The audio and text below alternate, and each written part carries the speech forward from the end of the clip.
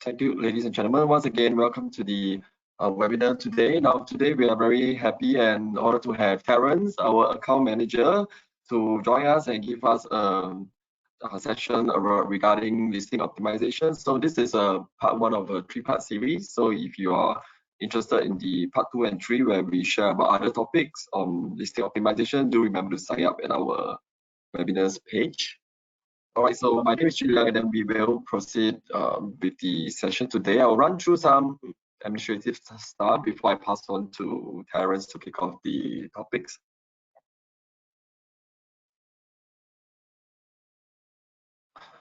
All right, so to give a short introduction about Amazon Seller Education. So we are actually a team, part of Amazon Global Selling, that provide free education and training through a variety of learning programs. One of it is the Amazon Seller University, where you can find in the Seller Central and also on the website on all these learning materials, and you can download those PDF too.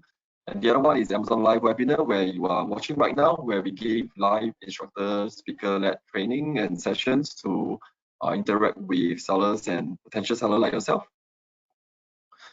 Now, the session is recorded, including the session that you are attending right now. So if there's anything you miss out, don't worry, we will be uploading it to the official YouTube channel playlist, and you can get it from the link that is shared on the message box here at the side. If you have any question, put into the Q&A box, and then Terence and I will be able to address any question you have before we end the session. So we saw some questions that was input during the registration. We will also answer that at the end of the webinar as well. So any other information that you see today, especially for things like policy update, etc., right? It'd be best to find the latest video, or you should go on to Seller University or Seller Central Help to always get the most updated information. All right, some important notice. Take a quick read on these. All right, then. That's all with my introduction on this topic. I will pass on to Terence, our account manager from Amazon Global Selling, to continue with the rest of the session. Over to you, Terence. Thank you. All right. Hi, everyone. So, just some technical stuff first. So, if any point of time you can't hear us, can't see the screen, do let us know. And of course, once again, a huge thank you to Jin Liang. Very glad to be here together with the seller education team today. Just wanted to be upfront. It's my first ever live webinar with the seller education team, so I'm personally very excited as well. So just a quick introduction about myself. My name is Terence, and I'm actually the account manager for Amazon Global Selling. So just a bit about what I do on a day-to-day basis, right? So basically, what I do is to help Singaporean brands, Singaporean sellers, Singaporean business owners who are keen to sort of, grow their business, launch and expand their product line into overseas markets. And very often, one of the channels they use is our Amazon e-commerce platform. So that's where I come into the picture to sort of guide these sellers from end to end throughout their Amazon journey, right? And of course, for today's topic, listing optimization, this is something that is very important and can definitely make or break your business, when you expand globally. So just as a quick run through about what we'll be covering today. So basically 3 pointers. The first one will be on listing completeness, right? So before we even talk about listing optimization, what really comprises a listing? What makes up a good listing, right? And only once we covered that, then we can move on to the next phase, where now that we have all the pieces of the puzzle, then only can we think of, how can we optimize our listing copy, right? How do we make it more effective, efficient, and more importantly, bring in the revenue for our business, right? We'll be starting to think about things like, how do we get more eyeballs? How do we improve in terms of impressions for our listings? How do we, for whoever click into our listings, how do we make them convert? There are a lot of little details along the way that we should be aware of, which hopefully after today's session, you'll be able to bring home at least a trick or two. And of course, just ending it off with some, other tips and tricks and hacks, even about, images.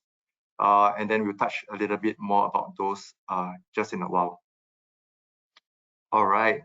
So with that, let's begin our first topic, which is listing completeness. So, just before we start off, just wanted to share a very quick example, right? So when anyone actually buys a product, so let's say if I'm a consumer, right, before e-commerce even come into play, right? If let's say I'm going to a NTUC, I'm going to FairPrice, I'm going to Walmart, I'm going to any grocery store, a typical buyer, or rather me myself, right? If let's say I want to buy cereal, I will go to the cereal aisle. I know where exactly to find it. I walk to that section. I'll choose like, a nice cereal box, see something that catches my eye. Then maybe I take it down and say, hey, is it something that I like or I don't like? Is it healthy or not? I read through the descriptions. So, long story short, right? The e-commerce landscape is very similar, and how we actually sell to these people, to me who was buying these cereal boxes, is very similar in this e-commerce space, where we need to make sure everything is structured in a way that allows us to sell our product as much as possible. So what makes up a good listing? So it's quite straightforward. You got to have your title, you have a very good product image, you have certain bullet points to of course explain your product. You need some descriptions, maybe optimize your search terms, have A+ content, put your products in the right browse node, and of course having the right brand name. So I'll touch into each and every one of these aspects along the way. Of course, if you have anything in particular, please, ask away on the Q&A section, because, theory is one thing. At the end of the day, sharing, snippets of what I've personally learned throughout my own journey as an account manager might be quite relevant and useful for you as well. So please, go ahead and ask any questions. All right. So how exactly does a complete listing look like? So obviously, like I mentioned earlier, we got our product title, things like, having your brand name, your product name, writing your features. This is very important, obviously, in the e-commerce space, right? Having the right image, you got your main images, your alternate images. The main image is something that, remember when I was walking to the supermarket, I see that right cereal box. Right now, it's really the same thing, right? Having a good main image to capture the attention of these shoppers to bring them in, and then they can see the other image along the way. And of course, having some bullet points, being able to highlight your strengths, things that you want your buyers to know. And of course, how do we optimize this along the way so that we can improve our search rankings? So let me just dive a little bit deeper since we're on this slide. So yeah, so with regards to the next slide, okay. Yeah, so basically, product title, what should we be aware of? It's going to sound really straightforward, right? Like it's I don't want to be Captain Obvious. When we're selling something, we definitely need the title. So, but what I want to emphasize is that the way we put our title is going to really make or break in terms of the amount of conversions and the amount of traffic that we bring in.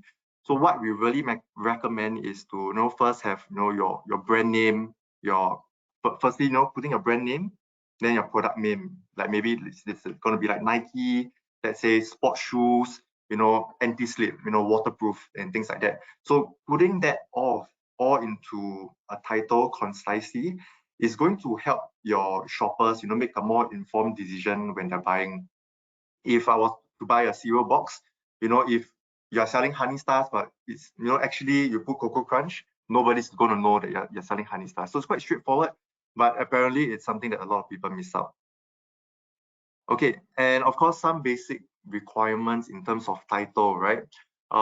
You can just briefly run through, but basically in principle is making sure that it looks legit. You don't use all caps to capture attention. You don't use random emojis and things like that. So I'll be coming through more important stuff on optimization later, which might be more relevant.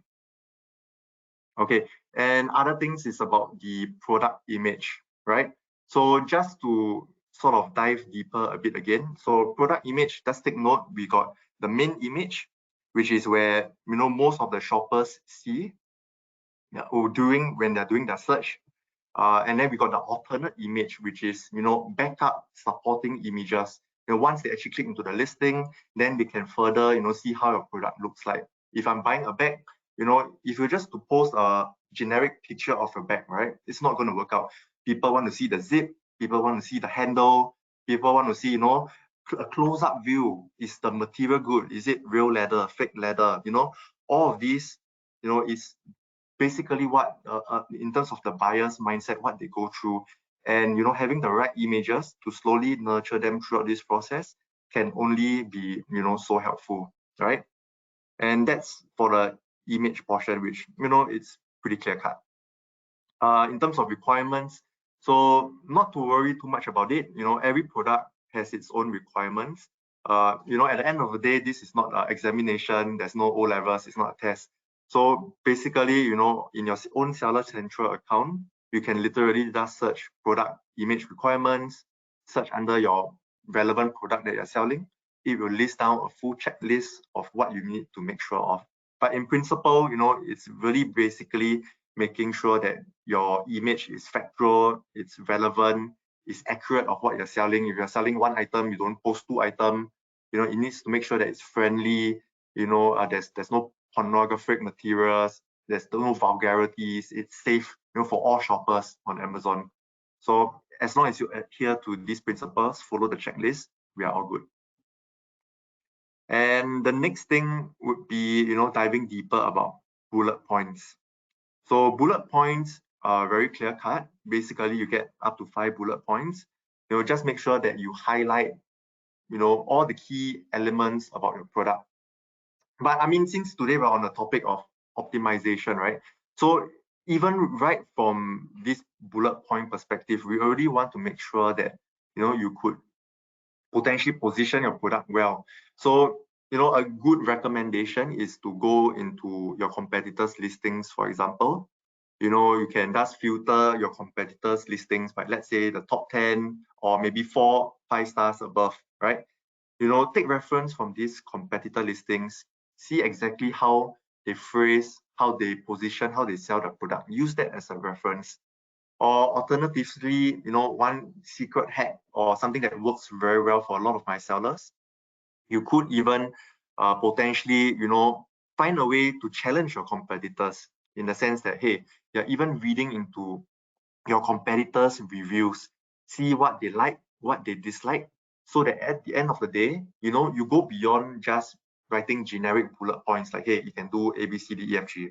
But you could, in those bullet points, straight from the get-go, already address things that your customers or potential customers are concerned about.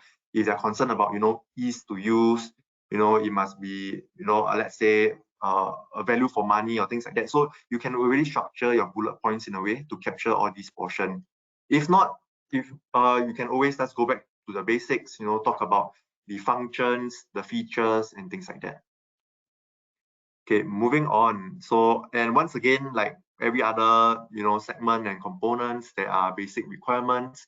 So just take a quick read, don't really need to, you definitely need to emphasize on this, but just quickly browse through, making sure that you don't write, grandmother stories, right? You do not exceed 500 characters and things like that. Yeah, so I think it should be quite clear cut. Okay, moving on. So the next portion is about, making sure that you include a brand, right? So what I can share, it's probably more than just a listing optimization point of view. What I can share is that, at least based on the data that we have seen, so there are certain action items that you can take to make you a significantly better seller. And these are data that we have accumulated over 20 to 30 years as a player in this field. And of course, these data is significantly statistically significant. And one of these action items which I can share, straight from the get-go, is to sell branded products, is to be on the brand registry. And once you have a trademark, whether it's Singapore, whether it's US, once you are registered on a brand registry, you can have these sort of brandings. You can have your own brand stores and things like that, which will definitely help your conversions, especially as we move into cross-border commerce, where what sets you apart from your competitors very often is the brand. Let's say I'm selling a shirt versus a Nike shirt. They're probably the same material, but I'm pretty sure people are willing to pay more for Nike. And then it's not even about listing optimization anymore. It's about defending your margins, right? Sell a branded product, the value of the product increases, and then you can potentially even sell higher, price it higher, and not go the typical route of just dropping prices, which is not beneficial for everybody at the end of the day. So that's for the brand side of thing. The other direction or component that we should be aware of would be product description. So very clear cut, just now we talked about bullet points, but right now we have another segment, it's called product description. So this time is more about writing a very nice description, or some would call it an essay, to really describe your product in detail, right? Helping your customers put themselves in the shoe of using your product. Or you could even say things like, let's say, coming up with a storyline, how your brand came into place, where was your product sourced from. If you are selling tea, you can talk about, hey, it's like it's farm, it's organic, it's from the mountains of Japan, of China, so you could potentially build up all these assets which could ultimately lead to higher conversions. And strangely, even though all of this is pretty obvious, many sellers that I work with, they literally just upload products on their day one, and they just hope that things would sell. So that is why unfortunately we have to go through this, because even though things are pretty obvious, but we got to make sure that you cover them so that you can be even more successful on Amazon. So once again, some basic requirements on the product description. Yeah, I think it's the next slide. Okay, so once again, making sure it's rich and engaging, and don't input any, let's say, like seller name, email address, website URLs, things that can be identifiable, and obviously just focus on the description itself. Okay, next slide. So one other component, yeah. Okay, so moving on from product description, right?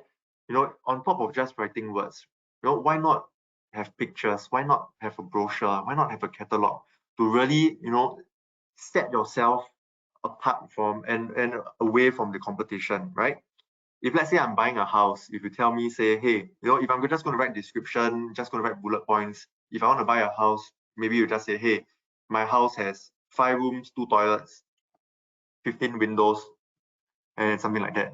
So you could potentially sell it, but imagine you take that extra step to have a nice brochure. Imagine you had a new launch, suddenly they speak about hey, the tranquility of the environment, maybe like this amount, you have a lot of kids friendly facilities, you have this and that. So suddenly it's a lot more than it actually is. And these are what actually makes a good listing. These are what actually makes you sell more. And that is why having A+ content is super useful. And of course, you only get access to A+ content if you're on a brand registry, which is accessible for trademark owners, and it's free of charge. Moving on. So once again, some basic requirements for A+ content. You can take a screenshot if you would like. But basically, like I've always said, it's not an examination, it's more of a guideline for you. Just search on the Google search bar equivalent on Seller Central. Just search A+ content. Everything you need is there. All right, so the next slide. So the next thing would be, having accurate, meaningful search terms, right? So in every listing, when you're filling up your listing forms, you can put certain keywords. So of course, once again, apart from your title, apart from the words that you put in your A+ content, in your descriptions, in your bullet points, which contributes to your listing rankings. Obviously you can also manually put in keywords that you want to be searched for. So I think it's very clear cut, putting more keywords. Some tips that I have would be, hey, maybe even using third-party tools like Helium 10, like Jungle Scout, searching what are some of these high traffic keywords that actually convert, and making sure you actually put this as a keyword for your product. And of course, it must be relevant and factual, right? If you're selling water bottle and suddenly and if like bags is a high traffic keyword, but it's not relevant, then maybe you shouldn't put that bag keyword. But find that relevant keyword that's high traffic for water bottles, and that would definitely increase your rankings. And there's many ways about doing this, and sometimes it doesn't even have to be high traffic. So you have to be sort of creative about it. It could be, medium traffic, but it's not dominated by many brands. So find something that is your niche, something that you could dominate. So really depends on your strategy. Do you want to go, high traffic, high volume kind of competition, or do you want to find your own niche space where you can totally dominate and beat the competition? At the end of the day, all of these keywords are, of course, it's useful, but okay. So in terms of rankings, right, what comes out first when customers do a search? So many different reasons. You got your seller ranking, you got your listings, how well your listings are made, you got pricing. If you sell $100, but for the same product, people sell $1, probably that $1 is going to beat you, right? So many different kind of things that goes into your ranking score. But if you just look at the listing, point of view, at least making sure you settle these keywords well, it's already half the battle won. So, even though a lot of people might take like just 10 minutes to upload the listing, what I would do, because this is so critical, right? Literally spend like a few hours on this, search the keywords, research them, put more effort on this. It's like if you sharpen a knife, right? Then everything after will be easy to cut. But using a blunt knife to cut everything, it's going to take a lot of effort, and you're not going to earn a lot of money. Let's put it this way. All right, so next section. So once again, basic requirements for search terms. I would personally say that this is one of the most important requirements list. So please do maybe take a screenshot or take time to absorb this, because absolutely crucial, right? Things like avoiding repetitions, because at the end of the day, you got a certain number of keywords. If you're repeating it, you're just wasting opportunities for other keywords that you could put, right? Don't make subjective claims, don't make false claims, and of course, it must be factual, it must be relevant, once again. So take some time to read through this, but of course, also use in terms of your industry knowledge, in terms of, how can I optimize or use the best, search terms that could actually convert. Moving on. So the last thing would be browse node, okay? Or okay, so basically as a customer, if I were to buy something, so I could maybe search, let's say in this example, it would be jar, right? I search for jar, maybe at the site, I can search for different material. Is it plastic? Is it glass? Is it ceramic? And things like that. Is it big size, small size? So many different variations. So if you still remember the example I gave earlier about, me searching for my cereal box, if you still recall. So if you put a cereal box in the toilet department, I'm pretty sure nobody is going to buy your cereal, right? So making sure that you put the right items in the right department is the same thing as, making sure your browse nodes or your leave nodes are correct. So on top of keywords, just wanted to highlight that as you go about your listing process, there is this particular, field that you would have to upload. It's called a leaf node, where you would have to say, hey, based on your items, which category you want to slot it under.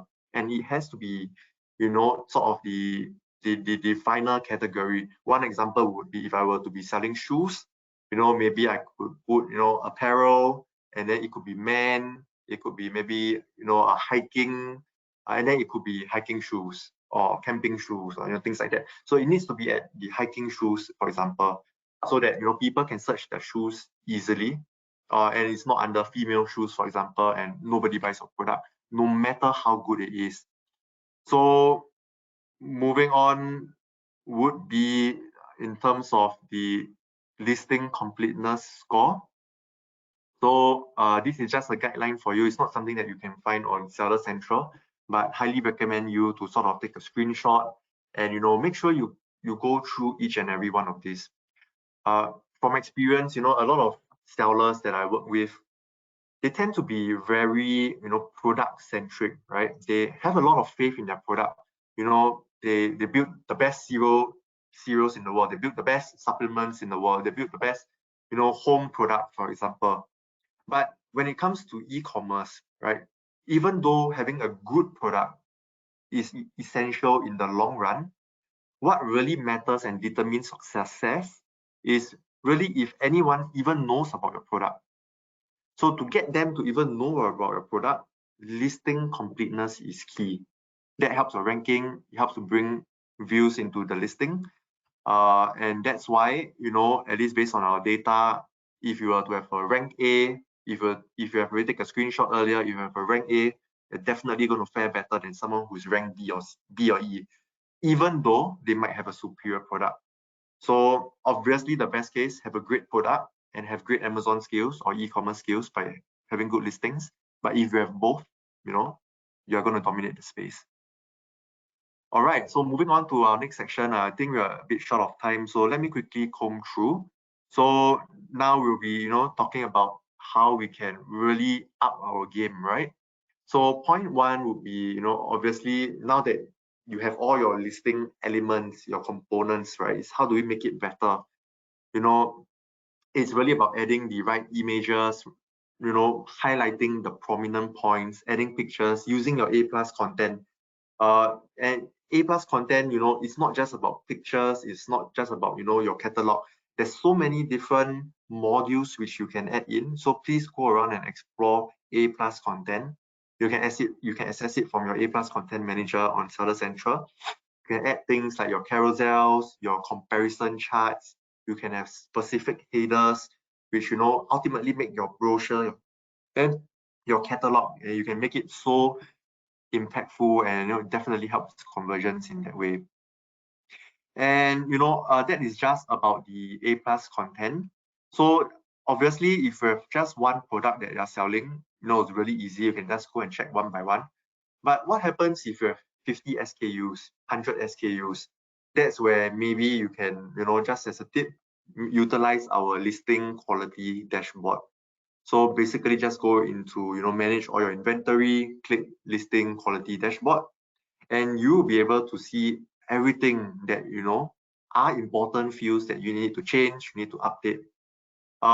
Obviously, once you update them, it probably won't pop up again. But then it goes back. So I'll leave it up to you to say, hey, at least now at scale, we have covered all the important fields to be covered. If you're selling, maybe bags, they'll probably prompt you to say, hey, what material is this made of? Does it come with strap and things like that? So you got to fill it in. But how well you fill it in, how well it actually works, please, go ahead and A/B test, see what works, what doesn't, and then try to fill it up as much as possible and make sure you put and try to make it as effective as possible in terms of all these fields that you enter. So that's for the listing quality dashboard. So moving on would be, really refining our selling points. So just now I mentioned, you could potentially read into customer reviews, what they like, what they don't. But, if you're venturing into different markets, something that you should be aware of is potentially also, taking note about the local culture and mindset. If let's say you're selling to the Japanese market, make sure that your listing includes things like quiet, because Japanese people, they're very respectful, they're very mindful of, the peace and quietness of the environment. But if you're selling to European, Caucasian markets, not that, they don't appreciate quietness, but, in general, their houses are really, really big. So maybe you should focus more on, hey, my cleaners, for example, in this slide, can cover a lot of space, clean it all on their own, and just a click of a button. So knowing what to emphasize and putting it in the local context, that would be super helpful and relevant. And of course, we have one more tool. It's called the Product Opportunity Explorer. You can go inside and see what are the customer insights and review. But if you're interested in that, I'm pretty sure Jun Liang has another session about Product Opportunity Explorer coming soon. So please feel free to check that out. And the next point, it's not just about putting the great pointers anymore. Something that you could potentially increase the value or use case of the product would be to add in more, real application scenarios. So let's say if you're selling a frisbee, don't just market it to people who play frisbee sports, right?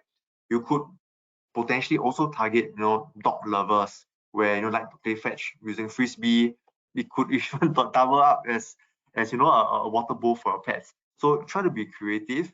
Don't just stick at having a great product, but expand in terms of the value add that you can provide to your customers. And moving on, of course, the next part is to use natural language. I think it's quite straightforward. Selling into Japan market, make sure you put the right Japanese words. English markets, using things in that resonates with them, is relevant to them. I think this is quite straightforward. And moving on, so this is something that is absolutely critical. So I think we sort of covered a lot about what we should include in our listing, how we should optimize them. But at the end of the day, it's about the seller, it's about your listing ranking, right? Who actually ranks first? And it's very clear cut. You are the top 5 ranking, probably your sales are going to be more compared to someone who's at page 5. Nobody ever sees it. So how you actually increase your ranking, right, is to really, throughout all your entire listing, really sprinkle around all these keywords that you have put from Helium 10, Jungle Scout, from Amazon's Product Opportunity Explorer, from your own research about all these already purchased products, from seasonality, for example. Put in all these different keywords. So make sure you sprinkle them across pretty much your entire listings, like whether it's your title, whether it's your your bullet points, whether it's your description, A+ content, even your image, it has keywords, right? So make sure you include all of these well. And I think I probably jumped the gun, and this is pretty much what I just mentioned about the elements that you should be aware of. All right, so moving on to the next slide. One other tip that you could try would be to add on maybe spring and summer keywords. Really depending on product. If you're selling, let's say, wet wipes, probably you don't need to do it. But if you're selling full body wipes for wiping perspirations, right? Maybe focusing on summer periods, that would be key because a lot of people will be sweating or perspiring then. And then let's say you can put things like, let's say going for camping, going to the beach, things like that. And then that's where certain products, it could really make sense when you focus on seasonal keywords, right? So moving on to the next slide. Obviously, this is once again quite similar. So okay, just moving on. And yeah, so this slide is also pretty much about the same, making sure you use the right season keywords, which is very keen because at the end of the day, it's, seasons also drive sales. If you are Christmas period, people buy Christmas product.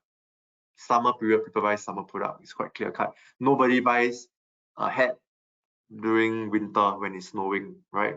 Probably won't keep your ear warm. So yeah, but I hope it snows in Singapore. So yeah, but probably won't. Then we won't be here. Okay, cool. So the next few slides, just want to quickly cover up so we got time for Q&A. So optimizing listings for peak periods. I mean, just not really peak periods, but maybe just quickly go through, even in the image point of view, making sure that it's relevant, making sure customers can relate. If you are selling to American markets, maybe have American models. If you're selling to Chinese markets, have Chinese models so that they can really imagine themselves being in it. And moving on, it's not just about the models, right? It's about, you know, the environment that your potential product might be used in.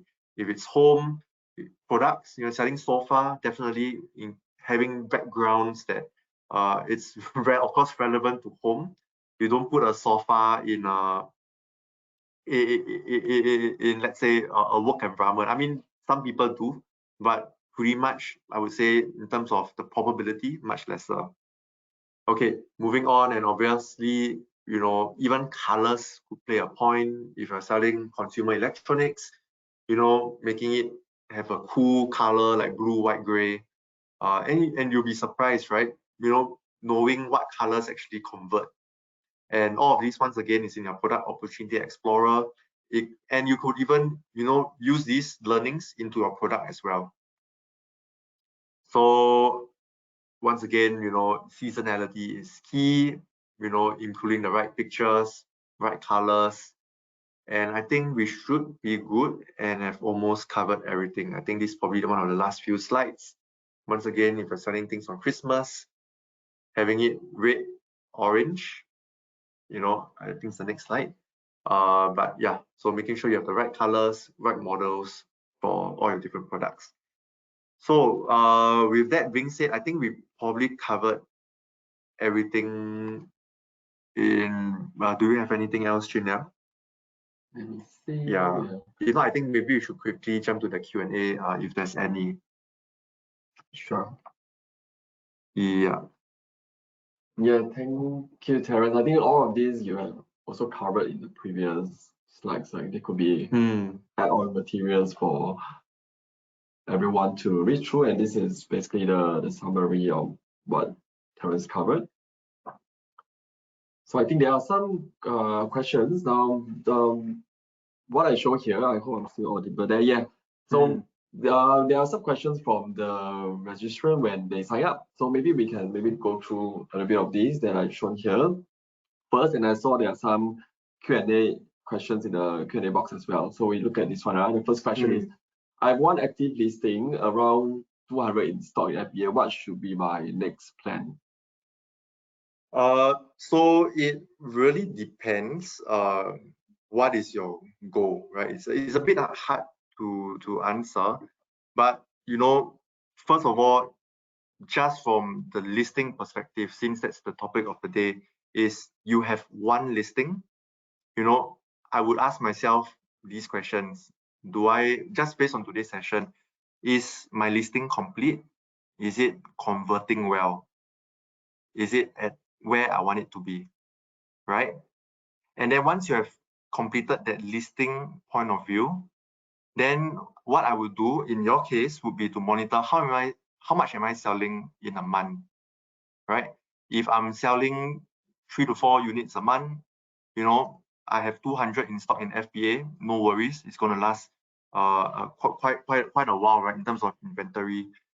But of course, you know, then I will ask myself, in terms of next steps, you could potentially think of, hey, can I run advertisements? Can I run coupons, right? Because what I want to do is sell more products. And the reason why I'm talking about advertisements and coupons is really because you want to get as much sales as possible so that you can have even more reviews. More sales, generally you have more reviews, and more reviews, good reviews of course, generally leads to better ranking. And then as you build up this organic ranking over time, you know, through reviews, through sales, through being a good seller, then you naturally find, hey, at first I was just selling 3 to 4 stocks. Right now, maybe each month I'm selling 50. Then the next question will be, hey, after advertisements, after coupons, then you know, it will be, how do I optimize, how do I optimize my inventory, right? Making sure that I'm always in stock, because if you're out of stock, your seller ranking drops. If you're always in stock, so that's where, you know, you are going to be a better rated seller. Your ranking once again increases. And then your questions then would be, do I have enough stock to at least cover me for, let's say, the next 2 months? Assuming that I'm shipping by sea, and then my next shipment, you know, takes 1-2 months to reach the warehouse again to top up in time. So your question is very broad, quite open-ended, but you know, I would think about, generating sales through ads, making sure I increase my organic rankings through reviews, and then monitoring inventory. And of course, the next thing will be, now I have one listing, how do I have more? Because, the perks from this is you have more listings, you can cross-sell from each other, can slowly build your brand up. If you're selling home products, if you're selling chairs, right now you can venture into tables, and people who buy chairs buy tables. So then again, I would say the next steps is you have a lot of next steps. But yeah, so happy to answer more when you join the next session. Okay, so we have another question, right, Junliang? Yes, there's one is, how do I optimize a book listing to be recommended for Amazon searches for a bilingual children's book, pictures book plus featured offer?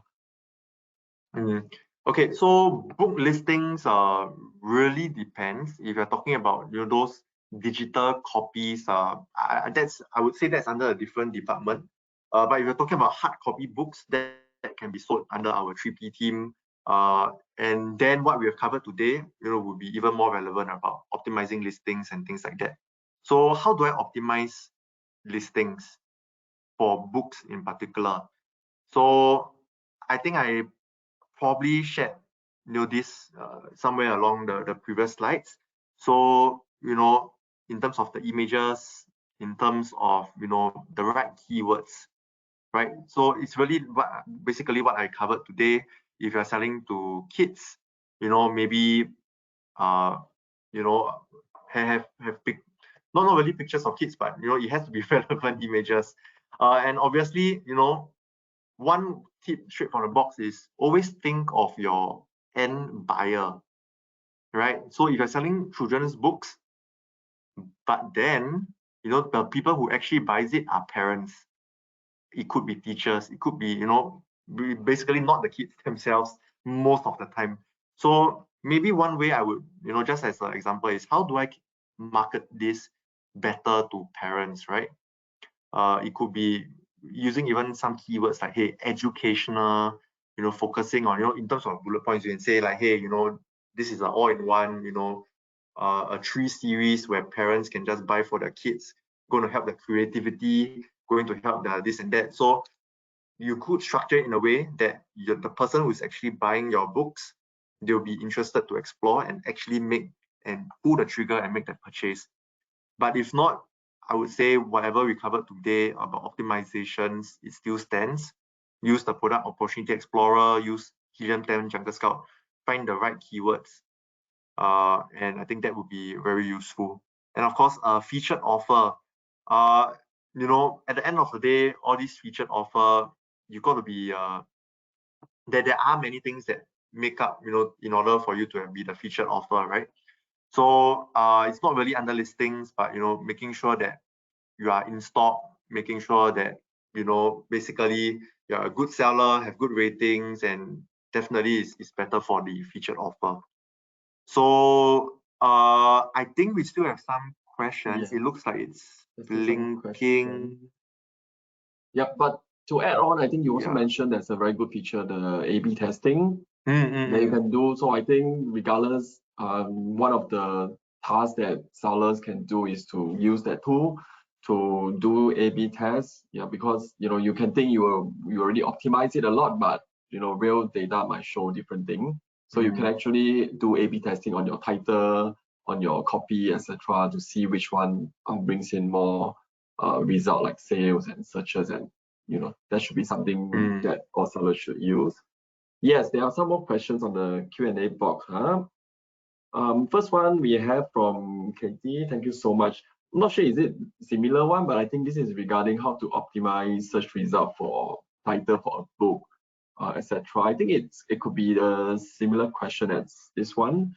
So, but there are additional info like children's book, etc. Do I bump the product listing higher for people who search for children book? Is it purely the keyword combo in the title or other things?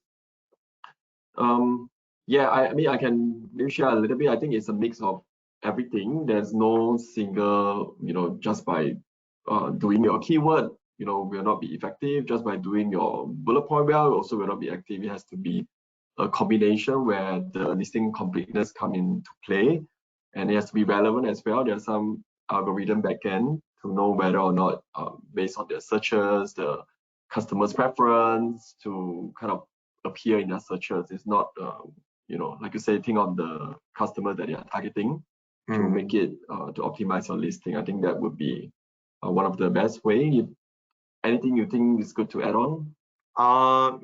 Probably a bit off topic for today's because we're talking about listing, right? But I think you could potentially join the ads session, which I think Jin Yang will be organizing soon. How to target competitors' product. If you are seeing a top seller for a particular book, right? You could potentially run ads against them, and then you can sort of steal the market share. So many different methods. But yeah, I think more to come in our next few sessions. So if there are any more questions? Yeah, there are a few more questions. Okay. Just I think two more. I can see the questions. Yeah, no worry. Okay, the next one is, hi, you show, okay, let me see. You show the basic requirement for good bullet points. Does it make sense to use innovative and extraordinary sentences there, or should it be robust and conservative format? And could you show the basic requirement for bullet point slides again?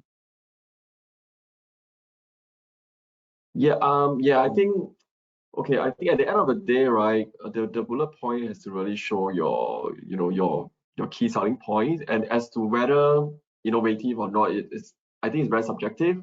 Also depend on your branding, how you want to image and position yourself. If you're going, to be the kind of vibe that you want to give for your customer, that target segment, then you should follow through the whole, branding, how you want to do your image for your brand, etc. And this is for keywords also, right? You said the question? Yes, for the bullet points, do we need to, the requirements for bullet points, etc. Yes. Yeah, I think we probably covered all of it. But yeah, so definitely innovative, great, but more importantly is what brings in the traffic. As long as you got that settled, innovative or not, all is good. Agreed. Yeah. One other way you can look at it, if you really want to be more hands-on, would be to use more, I would say, keywords that are in trend. So maybe not innovative, but more trendy.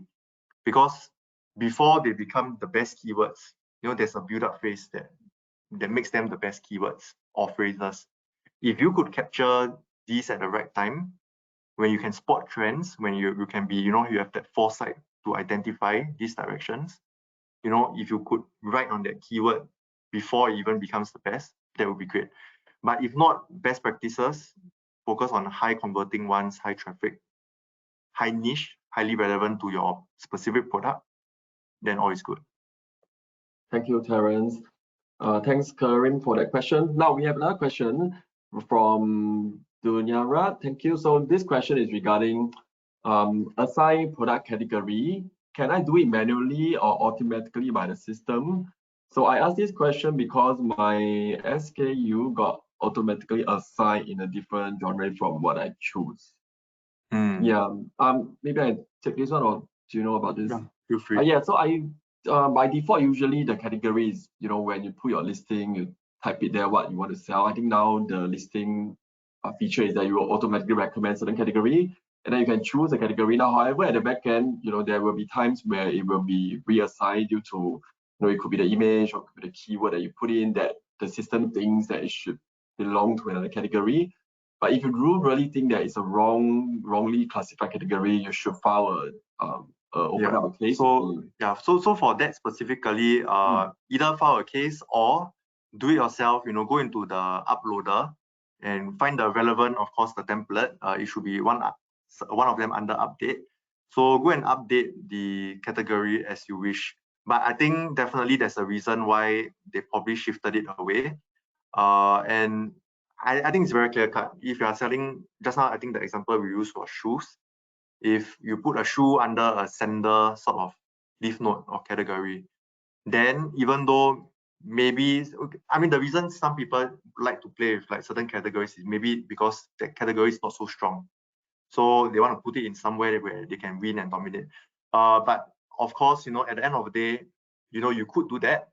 But if you're talking about organic traffic, people who are, people who actually buy things on e-commerce, they already come in with the money that they want to spend, the intention of buying. So if I'm, let's say, buying shoes, for example, I'll naturally go into that shoes category, but I wouldn't go and search sandals. So if you were to try to put it under a different note, all is good. However, you would miss out on this sort of free organic sort of traffic that would otherwise have seen your product. So it's a case-by-case basis, but generally, as long as it's factually correct, actually representative of what you actually sell, usually it's under that category and is most of the time quite straightforward. Yeah. Cool, thank you. So I think we have another question here. Let me read out. So hi, my Amazon Global Selling account is currently registered in US. I met with one of your senior account manager at the Global Selling Summit last week. Great. And he mentioned that if I change my reporting country to Singapore, I could get more support from the Singapore office. Could you advise who I can reach out to in order to change the country? This question. So okay, that's a bit of a strange question. But in all honesty, if you are really based in the US, please, please put it as accurate, right? Like put your reporting country as US, because that's the truth. I think maybe why they might have mentioned it is because if you are indeed a Singapore entity, then please put a Singapore entity, because there are a lot of programs, a lot of benefits that you can leverage on. One of them, let's say, would be the incentives that we have. You get 5% cashback on your first $1 million of sales if you're a new seller. If you are really a Singapore entity, you could even tap on expansion grants like from the government. Like if you're based in Singapore, there's MRA grants and things like that. So a lot of these things come into play. That might or might not be in the US, but definitely a lot in Singapore, which was probably why they have shared that with you. But yeah, reporting country, probably a bit off topic. But yeah, I mean, do whatever is factually correct. Yeah, so actually I do have a email. I will share it with you that you can, send it to. So I think, yeah, since you spoke to one of them, they probably know, how, or rather what your issue is. All right, let me find that email now and send to you over the chat, huh? Just give me a few minutes, okay? All right. So this email, when you send it to your concern there, it will not be assigned to anyone yet. There will be an automated response. So please reply everything that's been asked in the automated email regarding, what's your seller ID, what's your seller central associated email address, and etc. There's a few questions they ask. Only when you reply with those information in the format, then it will be routed to the right account management team. So do remember to do that.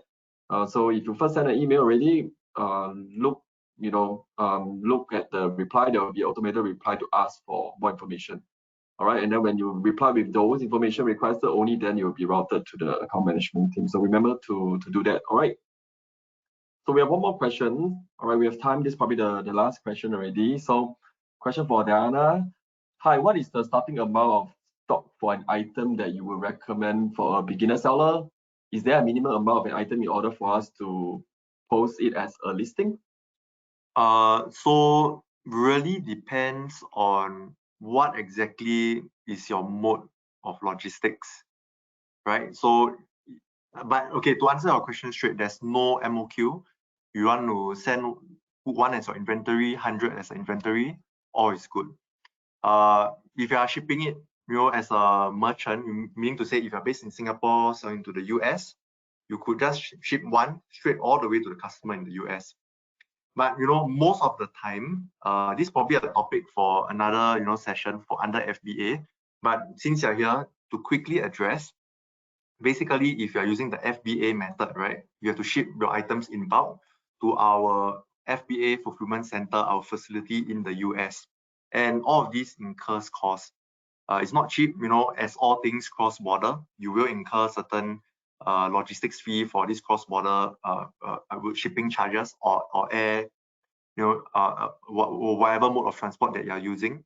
So I would go ahead and ask the question to you in the sense, hey, what is, what are you looking for, right? So I would address it in the sense that it's risk versus reward.